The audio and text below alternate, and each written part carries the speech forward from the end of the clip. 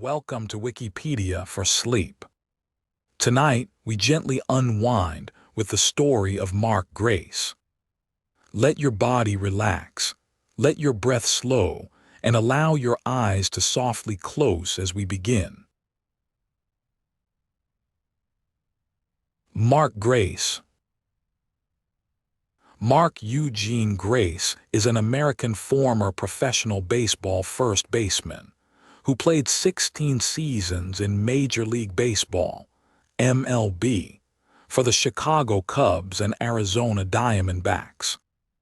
He was named an All-Star 3 times during his career. Grace was drafted by the Cubs in the 1985 draft. After spending 3 years in the minor leagues, he became the starting first baseman of the team in the 1988 season, and he batted .296 in 134 games of his first season to finish second in Rookie of the Year voting. He had his first of 9 seasons hitting .300 the following year, and soon became a reliable hitting presence for the Cubs. He earned 3 Gold Glove awards in a 4-year span from 1992 to 1995, and led the NL in doubles in 1995 with 51. In the decade of the 1990s, he collected 754 hits, more than any other player in that same time. He signed with the Diamondbacks as a free agent prior to the 2001 season. In the 2001 postseason, only his 3rd appearance as a player, Grace batted .286 and played an integral part of the run to the World Series, which saw hit a leadoff single in the bottom of the 9th inning in Game 7, where Arizona eventually rallied to win the championship. He played 2 further seasons with the team before retiring in 2003. The Cubs inducted him into their Team Hall of Fame in 2023. Grace batted and threw left-handed. He wore jersey number 28 and 17 during his rookie season of 1988. He kept number 17 for the remainder of his career.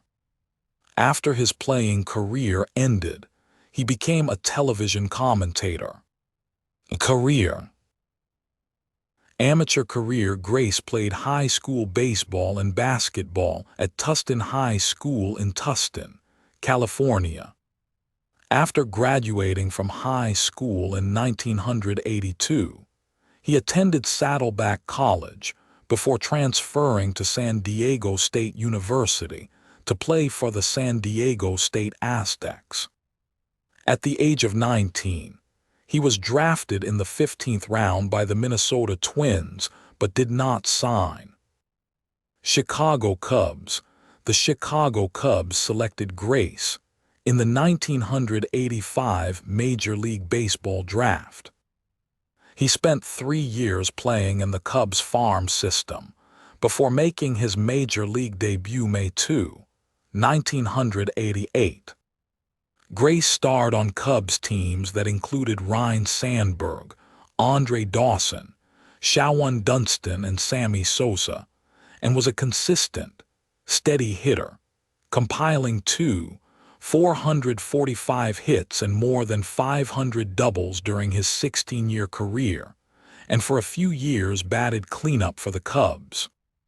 He had a career on-base percentage of .383 and collected 4 Gold Glove awards and was a 3-time All-Star. Grace collected the most hits and doubles of any player in the 1990s. Grace and Pete Rose are the only Major League Baseball players to lead a decade in hits and not be in the Baseball Hall of Fame. Grace helped lead the Cubs to the NL East Division title in 1989 and the NL Wild Card in 1998. In the 1989 NLCS, Grace batted 647 in the 5-game contest with a home run and 3 doubles, while driving in 8 of the 16 total runs scored by the Cubs in the series. Grace led the team in average, hits, walks 71, doubles 39, and RBI 98, a career high in 1993, and was selected as an alternate to the NL All-Star team for the first time in his career. He also hit for the cycle on May 9 that year, with no other Cub hitting for the cycle again, until Carson Kelly did so on March 31, 2025. In 1995, Grace hit 326 / 395 / 516 and hit 51 doubles, which led the NL. He was once again named to the NL All-Star team. The song that played most frequently on the Wrigley Field organ prior to a Grace at-bat was Taking Care of Business, which Grace explained was due to his bit part in a Jim Belushi film of the same name. Arizona Diamondbacks. Grace signed with the Arizona Diamondbacks on December 8, 2000, with a $6 million 2-year contract after the Cubs declined to offer salary arbitration. The deal included a mutual $3 million option year in 2003. He received $3 million in his last season with the Cubs, but accepted less money for the opportunity to live year-round at his home in suburban Scottsdale, Arizona with his family. For me to remain a Cub, the Cubs would have wanted to want me back and the Cubs would have had to win, Grace said at the time. Neither of those happened, and I'm one proud Diamondback now. Grace wore his familiar number 17 in Arizona, where he played for 3 more seasons, including helping the Diamondbacks win the 2001 World Series. Having never even visited Yankee Stadium, he belted a home run there in Game 4 of the series. In Game 7, Grace led off the bottom of the 9th inning with a single, his third of the game, off Yankee pitcher Mariano Rivera, which rallied the Arizona Diamondbacks to a come-from-behind victory for the franchise's first championship. During a 19-1 defeat by the Los Angeles Dodgers in September 2002, Grace pitched 1 inning of relief. He surrendered 1 run on catcher David Ross's first career home run. Grace also impersonated teammate Mike Fetters, who from the stretch would take a deep breath and then quickly turned his head towards the catcher. On September 26, 2003, Grace announced his retirement from baseball. Coaching Grace has stated a desire to manage a major league team at some point. He was considered for the Diamondbacks' managerial position following the 2004 season, but the Diamondbacks hired Bob Melvin instead. Grace spent 2014 as hitting coach for the Diamondbacks class, a short season affiliate Hillsboro Hops of the Northwest League. In 2015, he was promoted to the Diamondbacks to be their hitting coach. He was fired after the 2016 season. Broadcasting career. After his retirement as a player, Grace continued his involvement in the game as a television color commentator for the Diamondbacks and for Fox Saturday Baseball. Grace used off-the-wall terms such as slumpbuster, never say Diamondbacks, and gas during broadcasts. He was paired with Tom Brennaman on television from 2004 to 2006 and was paired with Darren Sutton from 2007 to 2012. Grace also agreed to a deal with Fox Sports in 2007. He originally rotated between the studio and the number 3 booth. He was then promoted to the number 2 booth with Tom Brennaman for the 2008, 2009, 2010, and 2011 seasons, before leaving the network at the end of the regular season. He was replaced by Eric Carrose, who had worked on the number 3 team with Kenny Albert. On August 24, 2012, Grace requested an indefinite leave of absence from the booth, and at the end of the 2012 season, the team announced that he would not be returning for the 2013 season. In February 2017, Grace was named as a baseball analyst for Diamondbacks games by Fox Sports Arizona. In February 2020, Grace was hired as an analyst for select Cubs games on Marquee Sports Network. Grace would continue his role with the Diamondbacks as the lead color commentator on Fox Sports Arizona. Personal life: Grace was known to smoke cigarettes before and after Cub games, and reportedly at times during games in the clubhouse.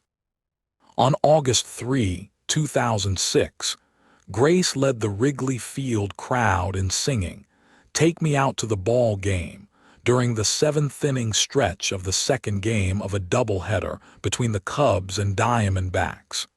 His appearance helped to improve his relationship with the Cubs, which had been strained since he left the team after the 2000 season. Grace became eligible for the National Baseball Hall of Fame in 2009. 75% of the vote was necessary for induction, and 5% was necessary to stay on future ballots. Grace received 1% of the vote and was dropped from further ballots. Grace's ex-wife, Michelle, was married to Ray Liotta from 1997 to 2004. They had met at a Cubs game. Grace is divorced from his second wife, Tanya, who starred on the VH1 show Baseball Wives. Grace lived in Antioch, Tennessee, during a period of his childhood years. He currently resides in Paradise Valley, Arizona, with his sons. Legal history: Grace has been arrested twice for driving under the influence, once in May 2011 and once in August 2012. On October 3, 2012, a grand jury in Arizona indicted Grace on 4 felony counts stemming from his August 23, 2012 arrest in Scottsdale on suspicion of driving under the influence, driving with a suspended license, and without an interlock device. The Diamondbacks announced the following day that Grace would not return to his television broadcasting duties with the club. He subsequently pleaded guilty and was sentenced to 4 months in jail on January 31, 2013. The sentence included work-release jail time, as well as 2 years of supervised probation. An interlock device was required to be installed in his vehicle for 6 months.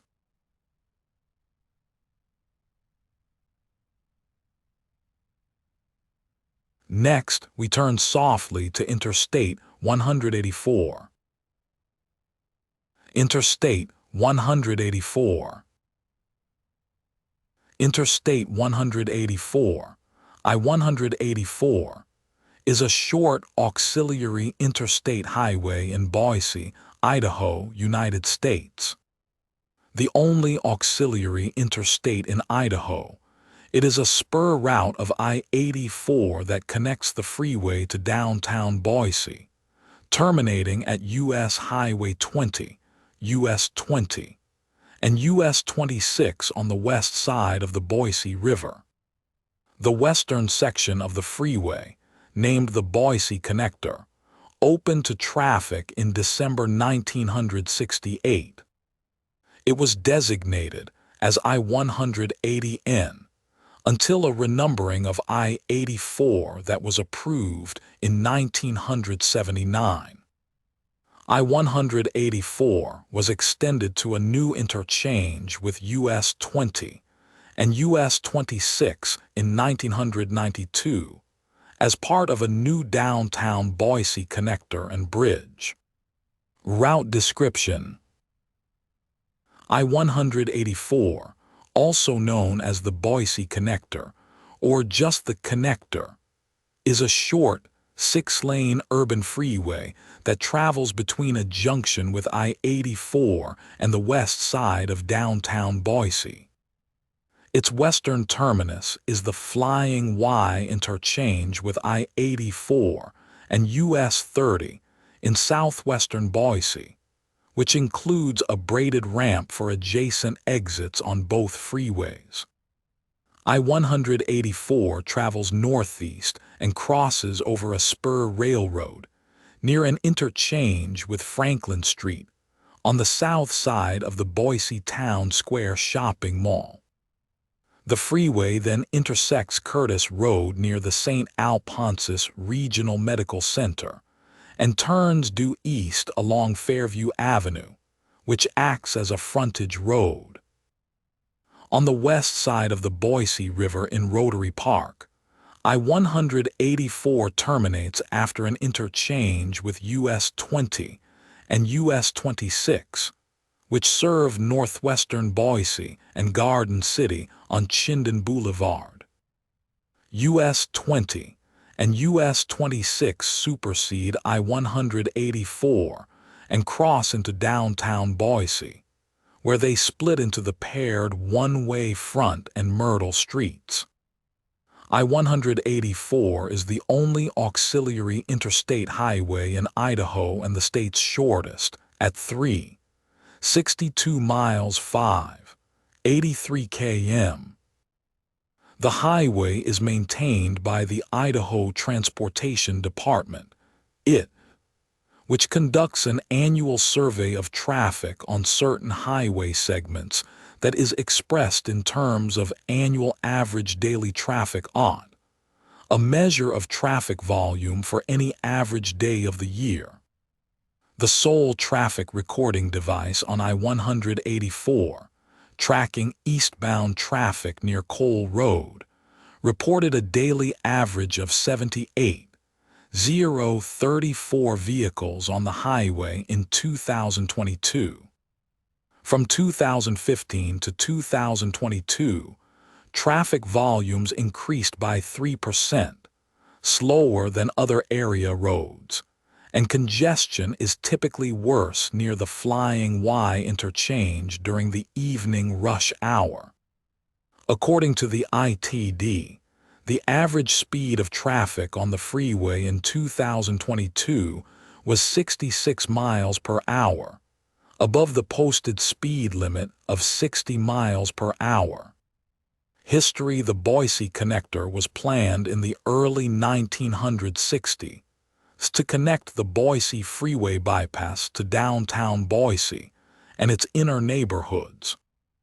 One version of the plan proposed a full loop bisecting downtown Boise to carry I-80N, but it was rejected in favor of a less costly spur route. The westernmost section of the connector, including a sprawling Y interchange with I-80N, began construction in July 1965 and cost $9.5 million to build. It was opened to traffic on December 12, 1968, a year before the rest of the bypass, and initially terminated at Garden Street. The freeway was numbered Interstate 180N, I-180N, until October 13, 1979, when I-184 was adopted to match I-84, which was planned to succeed I-80N effective May 1, 1980. It was the only signed, suffixed auxiliary interstate highway in the nation. Parts of the connector were signed as part of State Highway 55, SH55, until it was realigned onto Eagle Road in September 1990. Eastbound traffic on US 30 was also used a section of I-180N before merging onto Main Street and Fairview Avenue. This concurrency was eliminated in 1980 when US 30 was relocated onto I-84. Construction of the Broadway Chinden Connector, which would connect I-184 with downtown Boise, began in January 1988 and cost $60 million to complete. The new bridge across the Boise River was opened on August 7, 1992, replacing a pair of smaller bridges to the north. The westernmost segment of I-184, including the Flying Y interchange, was rebuilt from 1999 to 2004 to accommodate an additional set of lanes. The project cost $86 million, equivalent to $136 million in 2024, and was delayed approximately 6 months due to financial constraints and delays in bridge construction in the initial phase of the project. Exit list: the entire route is in Boise, Ada County.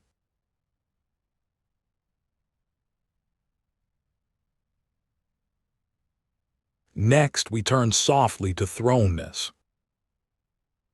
Thrownness. Thrownness is a concept introduced by German philosopher Martin Heidegger to describe humans' individual existences as being thrown, geworfen, into the world. Overview: geworfen denotes the arbitrary character of Dasein's experience, in the sense of its having been born into a specific family in a particular culture at a given moment of human history. The past, through being toward death, becomes a part of Dasein. Awareness and acknowledgement of the arbitrariness of Dasein is characterized as a state of thrownness, in the present with all its attendant frustrations, sufferings, and demands that one does not choose, such as social conventions or ties of kinship and duty. The very fact of one's own existence is a manifestation of thrownness. The idea of the past as a matrix not chosen, but at the same time not utterly binding or deterministic, results in the notion of geworfenheit, a kind of alienation that human beings struggle against, and that leaves a paradoxical opening for freedom. The thrower of the project is thrown in his own throw. How can we account for this freedom? We cannot. It is simply a fact, not caused or grounded, but the condition of all causation and grounding. For William J. Richardson, geworfenheit must be understood in a purely ontological sense, as wishing to signify the matter-of-fact character of human finitude. That's why thrownness is the best English word for geworfenheit. Richardson. Attractive translations such as abandon, dereliction, dejection, and so on are too rich with ontic, anthropological connotations. We retain thrownness as closest to the original, and perhaps least misleading. In his main work, The Principle of Hope, the anti-Heideggerian author Ernst Bloch has correlated the thrownness into the world with a dog's life. Hope, will not tolerate a dog's life which feels itself only passively thrown into what is, which is not seen through, even wretchedly recognized. In popular culture, Bloch's reference to the life of a dog may have been picked up by the Doors in a verse of their 1971 song Riders on the Storm. Into this world we're thrown like a dog without a bone. In 2009, Simon Critchley dedicated his column on The Guardian to Heidegger's concept of thrownness and explained it using the aforementioned verse of the Doors. Speaking with Krieger and Manzarek, the German philosopher Thomas Kalmer tells how this verse recalls Heidegger's concept of thrownness. In 1963 at Florida State University in Tallahassee, Jim Morrison attended a whole lecture in which philosophers who had examined the philosophical tradition, such as Friedrich Nietzsche and Martin Heidegger, were discussed. Legacy in their 1986 book, Understanding Computers and Cognition, A New Foundation for Design, authors Terry Winograd and Fernando Flores applied Heidegger's concept of thrownness to the field of software design.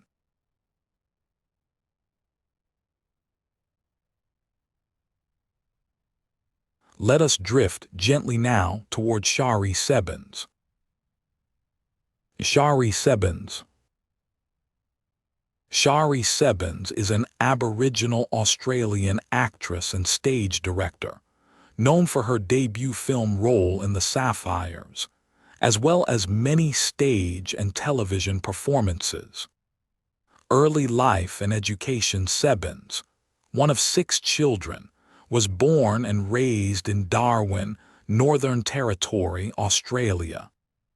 Her father is a former long-distance coach driver from Sydney of English descent, and her mother, Annarella, an Aboriginal education worker from Broome, Western Australia, is of Jabber and Bardi heritage. Sebbens refers to Australian music composer and playwright Jimmy Kai as her uncle, although they are not related by blood. She is the cousin of writer and film director Mitch Torres. As a child, Sebbens wanted to become a paleontologist or an astronaut, but at the age of 13 she saw Indigenous actress and future The Sapphires co-star Deborah Mailman in the film Radiance and was inspired to pursue acting. Sebbens graduated from Darwin High School in 2001, and after 2.5 years at Nhulunbuy, at age 19, was chosen to participate in Spark, a theater mentorship program established by the Australia Council for the Arts. At 20, she was accepted into the Western Australian Academy of Performing Arts, WAPA, where she completed a 1-year course in Aboriginal theater. Upon completing her studies at WAPA, Sebbens successfully auditioned for a place at the National Institute of Dramatic Art, NIDA, in Sydney, where she studied acting full-time for 3 years, graduating in 2009. Acting and directing. Screen. Sebbens played Anna in a short film called Violet in 2010. By May 2012, she landed a role in Redfern Now, a television series about 6 inner-city households whose lives are changed by a seemingly insignificant incident. Sebbens secured a role in The Sapphires, a film based on the stage show of the same name, written by Tony Briggs. It was directed by Wayne Blair and also starred Deborah Mailman, Jessica Mauboy, and Miranda Tapsell, who also co-wrote the script. Sebbens played the role of Kay McCree, one of 4 Indigenous Australian singers who travel from a mission in Victoria to Vietnam to sing for American troops. The cast attended the film's premiere at the 65th Annual Cannes Film Festival in Cannes, France, on 20 May 2012. In 2024, Sebbens joined the cast for the Australian adaptation of The Office, playing Greta King, a sales representative. In 2026, Sebbens was announced for the second series of Deadlock. Theater. In 2012, Sebbens played Miri Smith and Kura in A Hoax with Griffin Theatre Company. In 2014, Dawn in Lobby Hero at Tap Gallery. And in 2015, Me in Radiance at Belvoir. In 2017, she played Charlotte Gibbons in STC's production of Nakaya Liu's play Black is the New White in Sydney, with Miranda Tapsell stepping into her role when the show toured to Adelaide. In 2019, she took the role of Julia Hersey in a production of Our Town by Black Swan State Theatre Company in Perth, and in the same year played matriarchal character Karina in Maine Wyatt's City of Gold, her last role on stage for at least another 3 years, in a play she later directed in 2021. In 2021, Sebbens was appointed as one of STC's resident directors. She was assistant director to Wesley Enoch on STC's production of Appropriate in 2021. That same year, she directed STC's touring production of Enoch's The 7 Stages of Grieving, featuring Elaine Crombie, after it was rescheduled from 2020 due to COVID-19. It included a new epilogue that introduced a note of activism, with Crombie, Sebbens, and assistant director Ian Michael calling for the audience to engage in 7 actions of healing. Sebbens was dramaturg on STC's 2022 production of Shakespeare's The Tempest, starring Richard Roxburgh, and directed by Kip Williams. In 2023, she directed productions by STC and the Griffin Theatre Company in Sydney, as well as Melbourne Theatre Company and Malthouse in Melbourne. Sebbens is on the board of Back to Back Theatre. Other activities: Sebbens was a judge for the Patrick White Playwrights Award at STC in 2018. After being appointed STC's resident director, she hosted the TV series The Whole Table, a co-production between STC and NITV, which aired in February 2021. Her co-panelists were playwright Wesley Enoch, actor/writer/director Nakaya Liu and Rhoda Roberts, and guests included Taika Waititi, Miranda Tapsell, Adam Briggs, Maine Wyatt, Yolanda Bonnell, and Kwame Arma.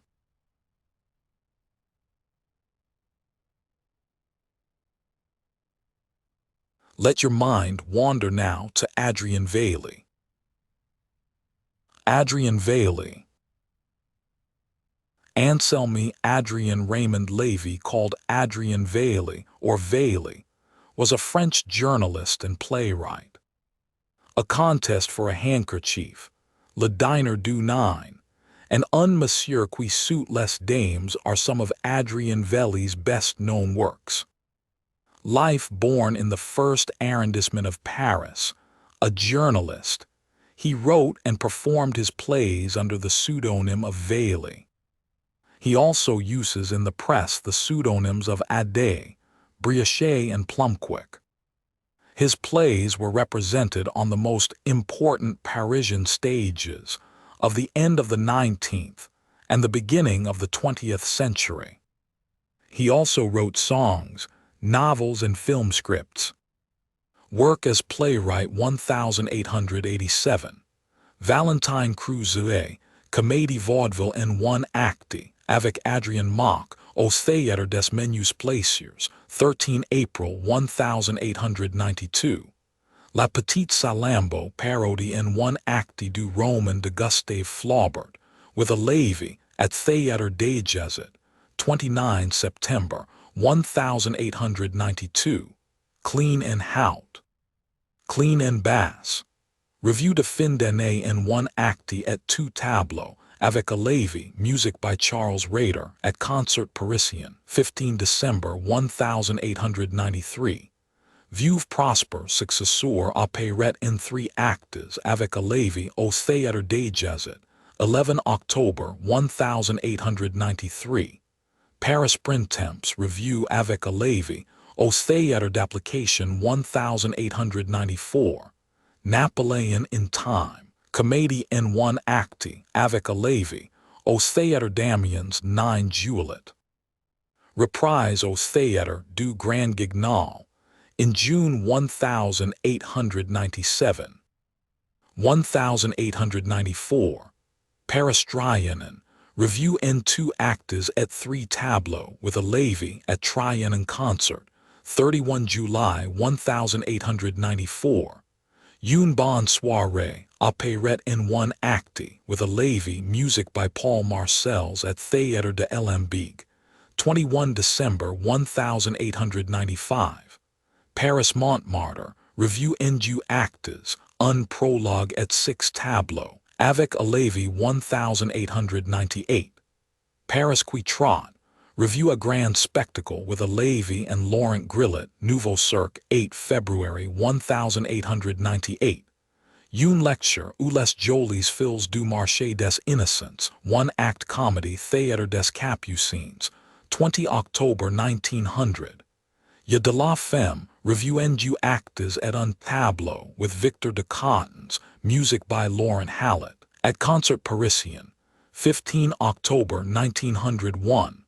La Revue des Variétés, three acts review with Paul Gavault, at Théâtre des Variétés, 11 December 1901.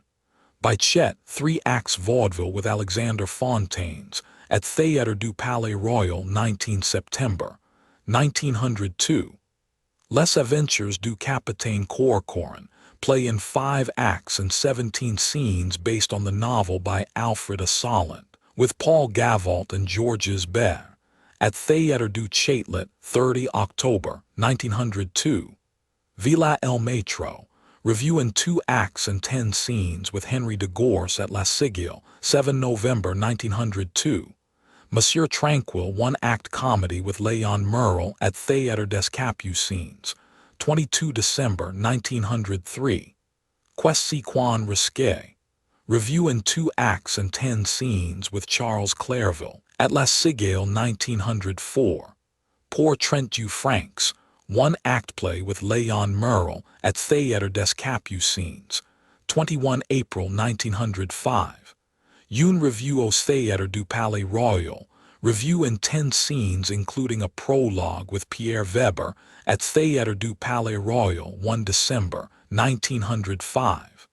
Le Numéro 33, one-act play with Léon Merle at Théâtre des Capucines, 24 January 1906. English School, one-act play at Théâtre du Palais Royal, 4 May 1906. Oh hey! La Revue du Français, Revue locale et féerique in 3 actes et 7 tableaux, au Théâtre Français de Bordeaux, 23 December 1909.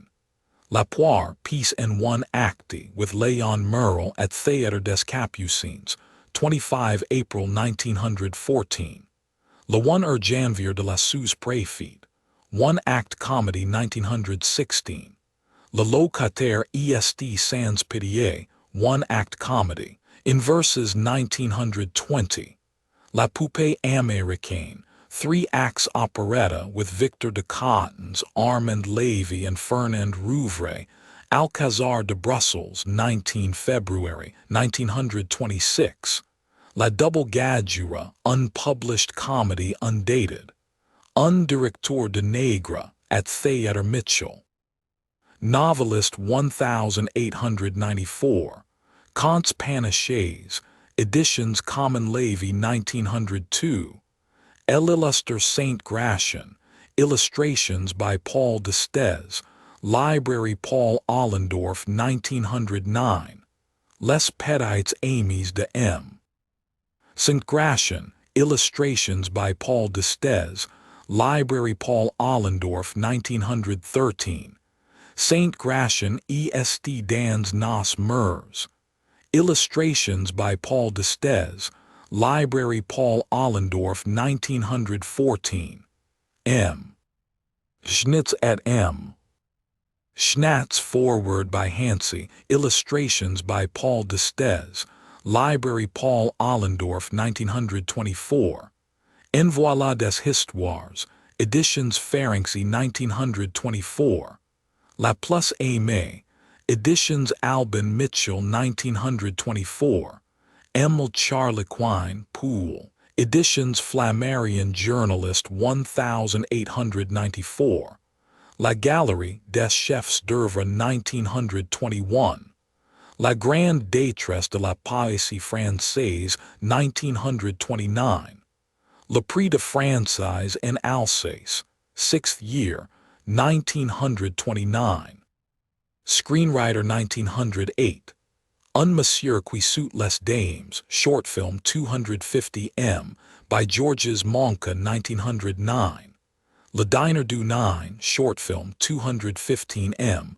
by an anonymous director 1909, La Course au Malchoir, short film by an anonymous director 1910, Amis de Table de Hôte, short film by an anonymous director 1911, Pour voir Paris, short film by Albert Capellani 1912, Zélé a le cœur trop tender, short film 155 M, by an anonymous director.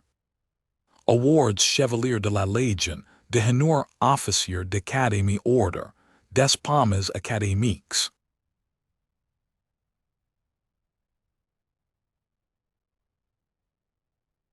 Let your mind wander now to pronouns in Vietnamese. Pronouns in Vietnamese. In general, a Vietnamese pronoun, Vietnamese. D stroke letter 1EA1 IT letter 1EB en han zung, lit. Person calling pronoun or Vietnamese. D stroke letter 1EA1 IT letter 1EB zung ho, can serve as a noun phrase. In Vietnamese, a pronoun usually connotes a degree of family relationship or kinship. In polite speech, the aspect of kinship terminology is used when referring to oneself, the audience, or a third party. These terms may vary by region. Many are derived from Chinese loanwords, but have acquired the additional grammatical function of being pronouns. Vietnamese terms of reference may imply the social relationship between the speaker and the person being referred to, differences in age, and even the attitude of the speaker toward that person. Thus, a speaker must carefully assess these factors to decide the appropriate term. Strangers may ask each other about age when they first meet to establish proper terms of address. If the speaker does not know the listener, there are certain pronoun pairs to address oneself and the listener to sound respectful. True pronouns are categorized into two classes depending on if they can be preceded by the plural marker chung, B letter 1 ECDN, or cock. Like other Asian pronominal systems, Vietnamese pronouns indicate the social status between speakers and others in the conversation, in addition to grammatical person and number. The table below shows the first class of pronouns that can be preceded by a pluralizer. The parenthetical information next to these pronoun forms indicates information about the social status between the speaker and another person, or persons. Thus, inferior to superior indicates that the speaker is in an inferior or lower social status with respect to another person, such as the hearer, who is in a superior or higher social status. The label familiar indicates that the speaker and another person are in a closer relationship, such as between family members or between close friends. The label intimate refers to a very close relationship, such as that between spouses or lovers. Toy was an archaic noun meaning servant, as in view a toy, the monarch and his servants. There are parallel self-deprecating first-person pronominalizations of words for servant in other languages, such as Chinese letter in Eastern Min and Chinese letter, boku, in Japanese. Toy is often used formally and conveys the connotation of equal status, regardless of age. Another word with the same semantic development is T-letter 1EDB, although it is used informally among similarly aged peers. Min is still used as a noun with its original meaning, body. It is also used as a reflexive pronoun in all persons. For example, toy bi letter 1 ebft min, kong gi letter 1 ecf I know I myself am not good. No t letter 1 ef1 h letter 1 ecf I min. They ask themselves. The first person toy is the only pronoun that can be used in polite speech. The first person ta is often used when talking to oneself as in a soliloquy, but also indicates a higher status of the speaker, such as that of a high official, and so on. The other superior to inferior forms in the first and second persons, tao, mai, bei, or bei, are commonly used in familiar social contexts, such as among family members, for example, older sister to younger sister, and so on. These forms are otherwise considered impolite, and various forms of pronoun avoidance, such as using kinship terms, are used instead. The third-person form no, used to refer to animals, children, and scorned adults, such as criminals, is considerably less arrogant than the second-person forms tao, mai, bei, or bei. The pronoun min, when referring to the singular first person, is used only in intimate relationships, such as between spouses. The pronominal forms in the table above can be modified with chung, as in chung mai, chung no. Exclusive/inclusive plural distinctions exist in the first person. Chung toy and chung tao are exclusive, that is, me and them but not you. Chung ta and chung min are inclusive, that is, you and me.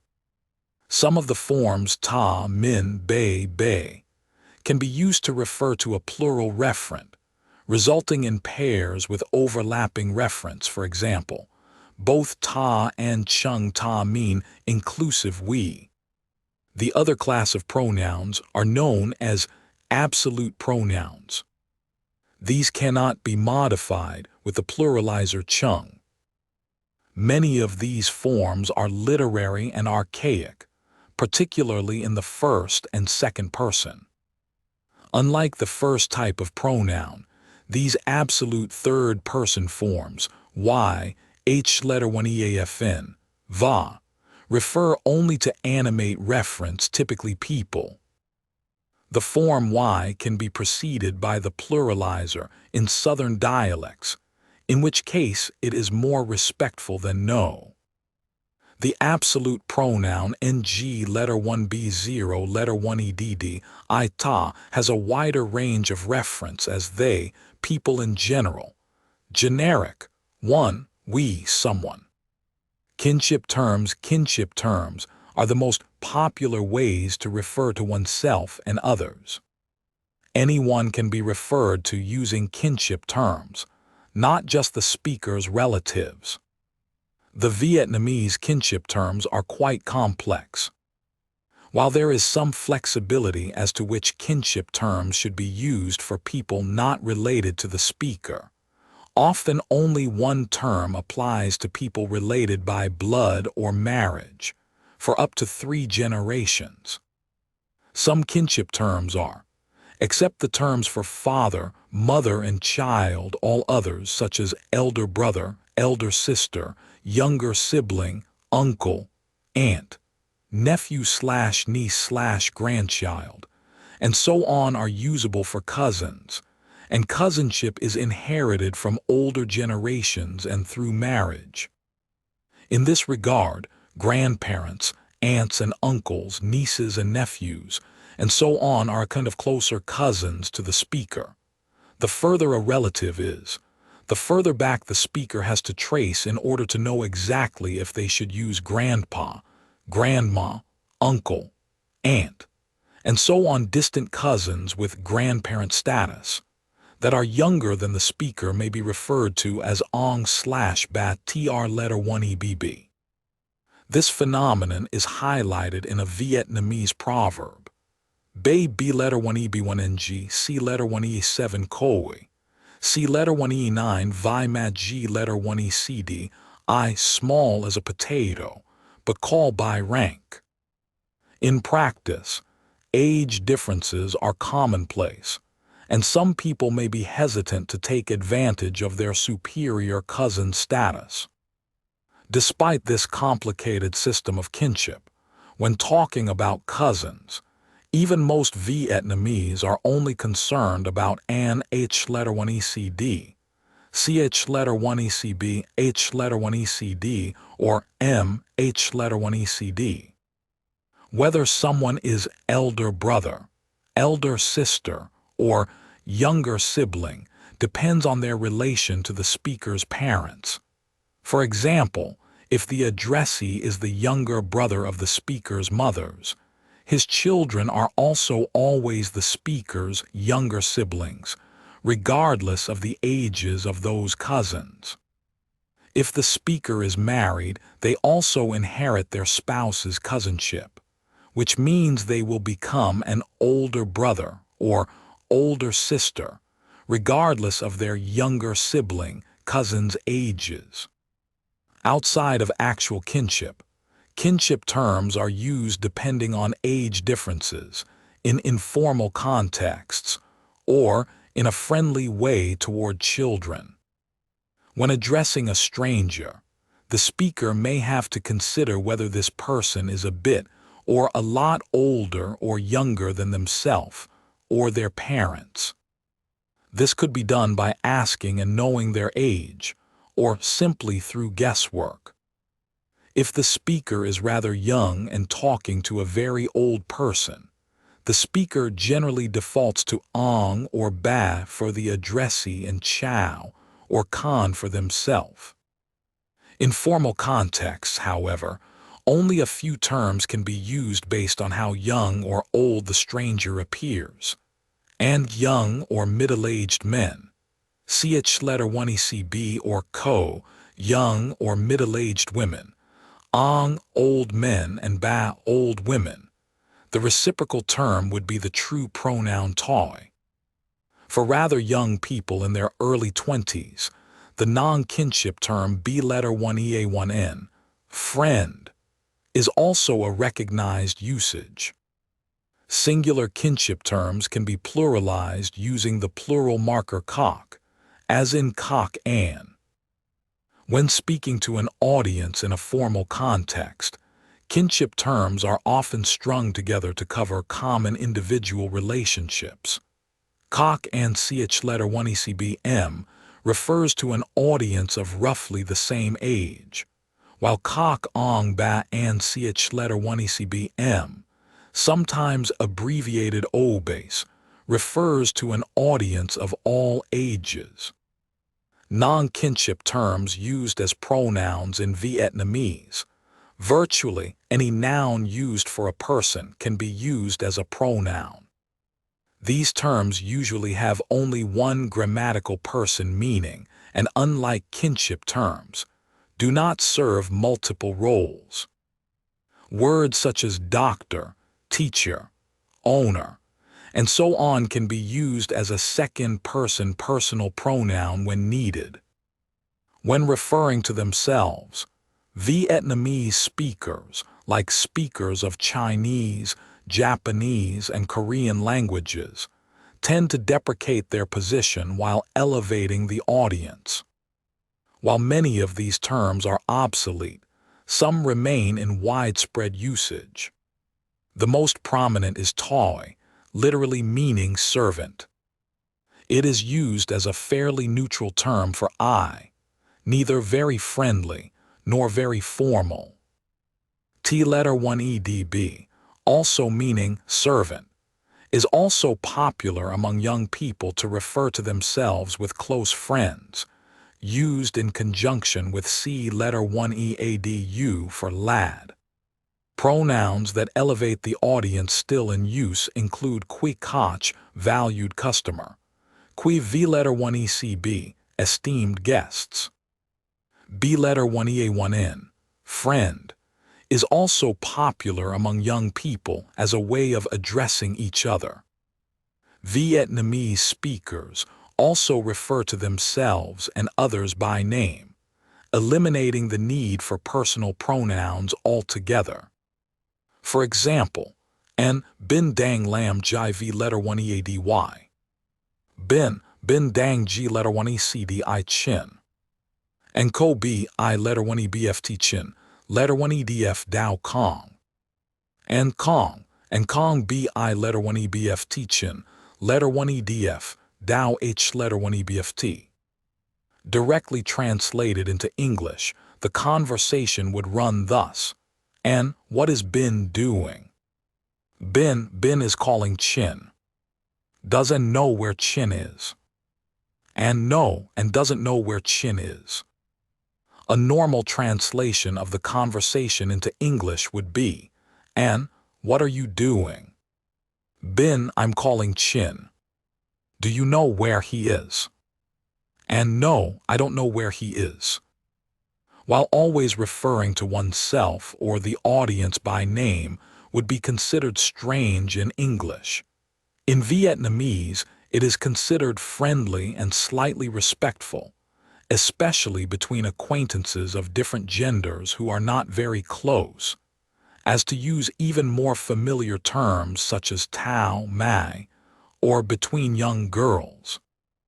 Referring to oneself by name is also the preferred way used by music artists, or even actors, models, and so on. However, in a kinship context, people with a lower rank cannot address their superiors by name.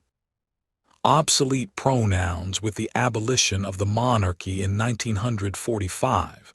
Some pronouns, such as the royal TR letter 1EABM and others related to royalty and Confucianism, have fallen out of use and are no longer applicable and use in contemporary Vietnamese, and are mostly encountered in historical texts, literature, and formal writings.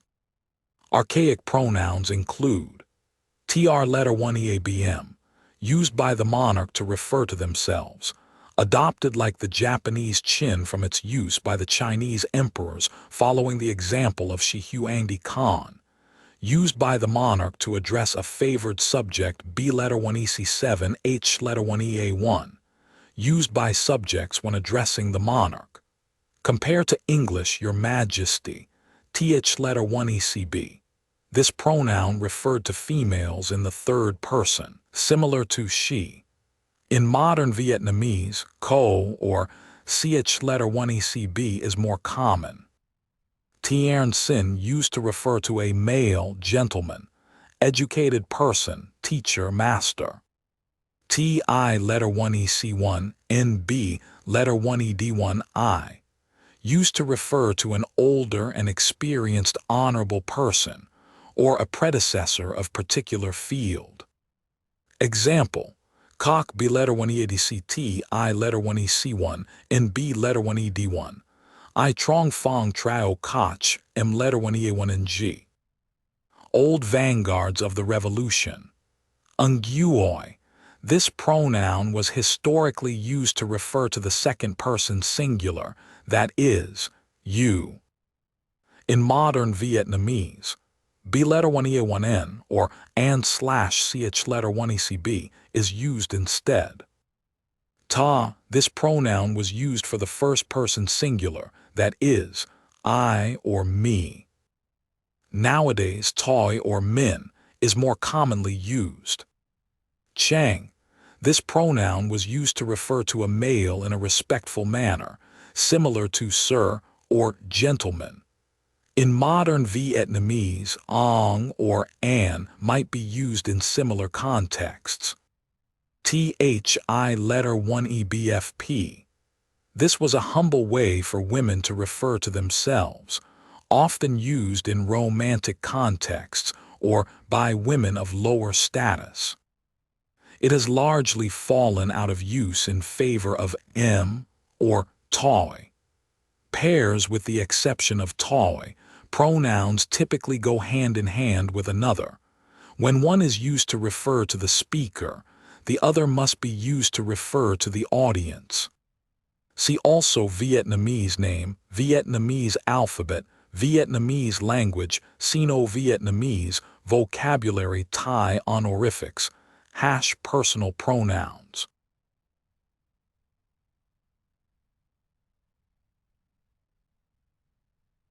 Let us drift gently now toward Imamate of Futa Jallon. Imamate of Futa Jallon. The Imamate of Futa Jallon or Jallon, sometimes referred to as the Emirate of Timbo, was a West African Islamic state based in the Fouta Jallon highlands of modern Guinea. The state was founded in 1725 by a Fulani jihad and became part of French West Africa in 1896. Over the course of the Imamate's existence, the region underwent a transformation from patriarchal, egalitarian animist societies to a hierarchical, segregationist, and aristocratic one, where Muslims, the Rimbahai, received full rights and non-Muslims, the Jiyebha, constituted the slave class. The 19th century saw the golden age of Islam in Fouta Jallon, as the Imamate became a leading religious center in West Africa. A history. Origins. Semi-nomadic Fulb first came to the Fouta Jallon over successive generations between the 15th and 16th centuries. Initially, they followed a traditional African religion and coexisted peacefully with the native Yalunka people. In the 18th century, the region saw an influx of Muslim Fulb, either from the Sultanate of Massina in the inner Niger Delta, or from the namesake Massina in the Ayayukar region of modern-day Mauritania. By 1700, wealthy Muslim Fulanis resented the high taxes and demanded the right to build mosques and Islamic madrasas. In the 1720, a revolt of Muslim Fula and Malink broke out under the leadership of the Taurid cleric Alpha-Ba, who declared himself Amir al-Mu'minin, or Commander of the Faithful, and launched a jihad against the region's non-Muslims, namely the Suzu and Yalunka. The Yalunka had initially accepted Islam, however later renounced the religion.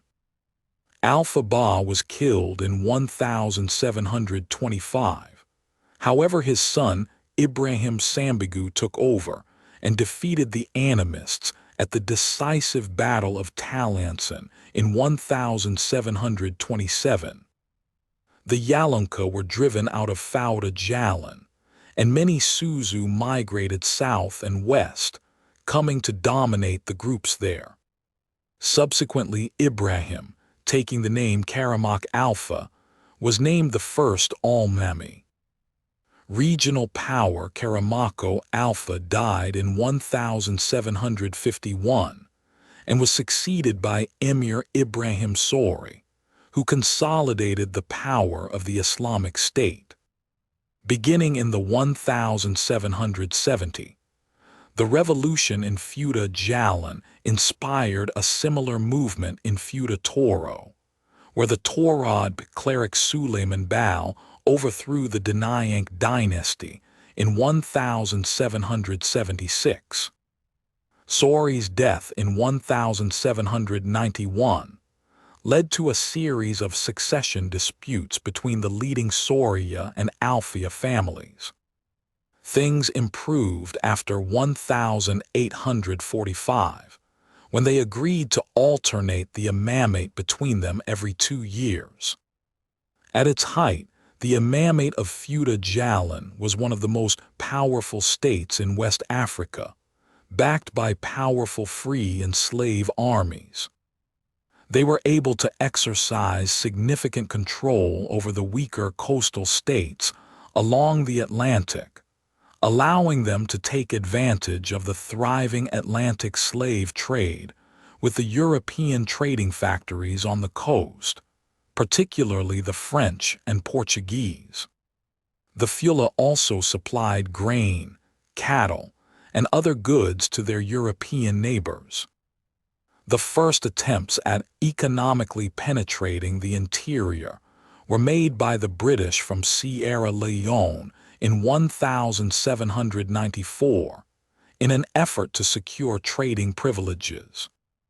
Throughout the 19th century, the ruling class lived increasingly lavish lifestyles, with the population bearing a heavy tax burden.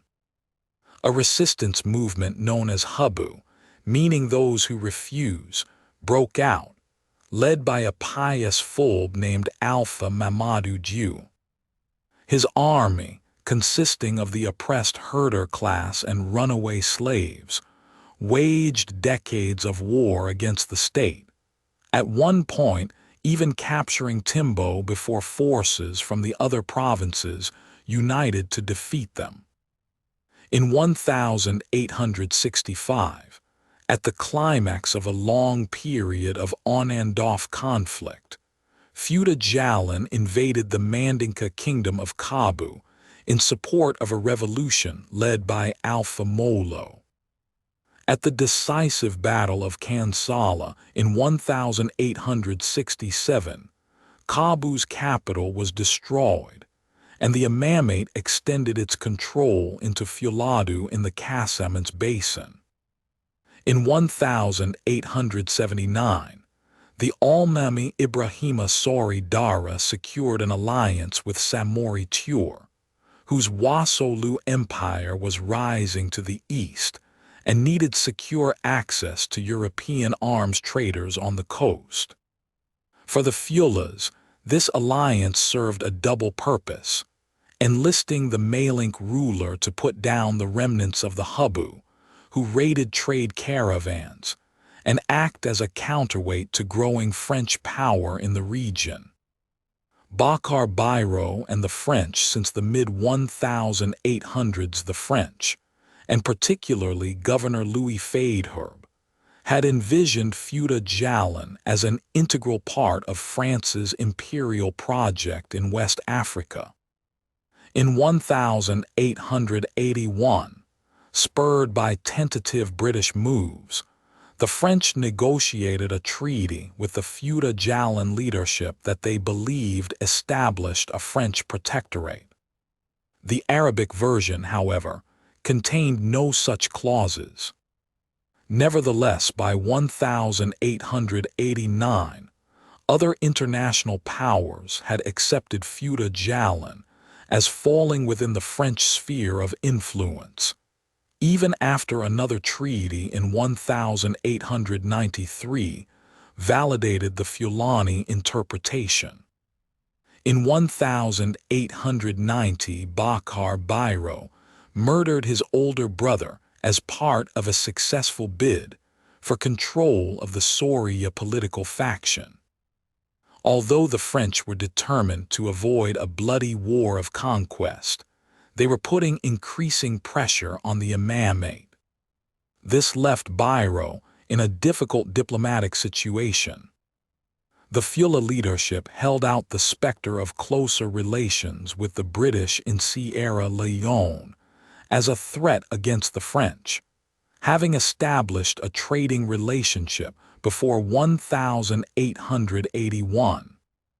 The British, however, had no intention of intervening after recognizing French claims in 1889 and terminated the trade relationship entirely in 1895. The Almanis also played the separate French colonial administrations against each other until the 1895 creation of a coordinated French West African colonial authority. Finally, they leveraged the complicated structure of the Imamate's government, with the alternating control of the central government and provinces between the two factions, as a pretext to delay concessions with further consultation. Bakar Biro moved to strengthen central control, and provincial leaders resisted, led by Alpha Yaya of Labé. On 13 December 1895, they defeated Biro at Bedtime, but he escaped and returned to power with French help in early 1896. The French conditioned their support on a new treaty, but found upon translation that Biro, rather than signing, had written Bismillah. At the same time that the French definitively lost faith in Bakar Biro, the internal stability of the state was fracturing. The provincial heads, whose rebellion had been defeated, looked to the French for support. Dissenting factions within the Soria, who had not forgiven the murder of Biro's brother, did the same. Endemic raiding and oppressive taxation seemingly had the people ready to support a change as well. To make matters even more critical, the Alfia Almemi Hamadu died, and the leading candidate to replace him, and thus to alternate rule with Biro, was the pro-French Amaru Badenba. Biro tried to assassinate him, and when that failed, he propped up two Alfia rivals. Badenba crushed them, then attacked Bakar Biro himself, but was defeated and fled to the French. In November 1896, citing Bakar Biro's violation of his constitutional term as a pretext, the French intervened to depose him. They marched into Timbo without resistance on the 3rd.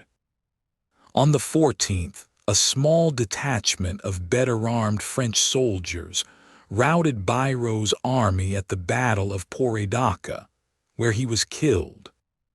The French installed Bakar's cousin, Sori El Ili, and Badenba as Soria and Alfia Almamis, now serving as French clients rather than as independent rulers. Protectorate in 1897, the French granted independence to Alpha Yaya. By 1904, however, jurisdictional and land disputes led to a planned revolt. The French preempted this by exiling Yaya to Dahomey. Government, the Imamate of Futa Jallon, was governed under a strict interpretation of Sharia, with a central ruler in the city of Timbo, near present-day Mamu. The Imamate was a federation of 9 provinces called Diu, which all enjoyed a certain amount of autonomy. These Diu were Timbo, Timbai, Labe, Coin, Khaled, Fagumba, Kabili, Fade Haji, and Boweria. The Council of Elders, also had considerable power to advise or remove the Imamate. The Muslims of Futa Jallon became divided into factions. The clerical faction took the name of the Alfia out of respect to the legacy of Karamako Alpha, while the secular faction called themselves the Soria after his successor Ibrahima Sori. The rulers of the two cities of Timbo and Fagumba were descended from the same original family, and later all competition for the position of Imamate was between these two cities. In 1845, the two factions came to an agreement that power should alternate between leaders of the two factions, with each faction chose an Imamate serving in alternating 2-year terms. This was well respected up until the Bakar Bairo's attempt to hold onto power in 1896, which precipitated the fall of the Imamate. Economy and culture. The Imamate was a major center of Islamic education and art. Fulfulde was in Futa Jallon, a vernacular language written using Arabic script. Fula poets composed epic poetry in Fulfulde in the 19th century about faith, law, and morality, and many women could read the Quran. Islamic disciplines such as translation, the hadiths, law, apologetics, mysticism, and the ancillary sciences such as grammar, rhetoric, literature, and astronomy were taught, and Europeans were reportedly impressed at the degree of scholarship. The Imamate enslaved non-Muslim people both inside and outside its border, selling the slaves to European trading houses on the coast, or settling the slaves, Habu, in agricultural colonies called Rund. In 1785, a major slave revolt broke out but was suppressed, although many survivors fled. By the mid-19th century, slaves did most if not all of the agricultural work. See also History of Guinea Fula people, Kabu Empire Battle of Kansala. That is all for tonight. Let the silence settle in.